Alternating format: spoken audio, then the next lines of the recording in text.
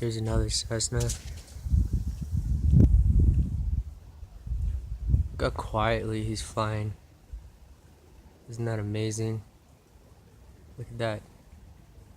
If you were trying to read a book or shower, go to the bathroom or think or exist, this wouldn't really affect you too badly.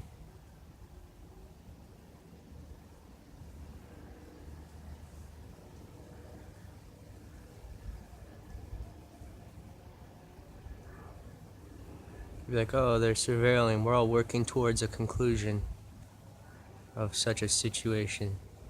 He's just surveilling, that's it. Look at that. Quiet.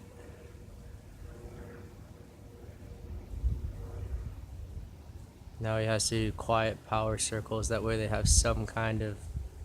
Oh, nope. I bet he wanted to, just to impose himself and be proud, but someone told him to continue on and leave.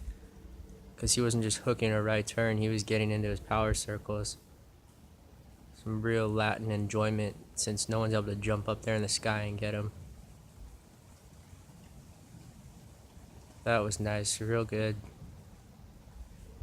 Notice he was quiet.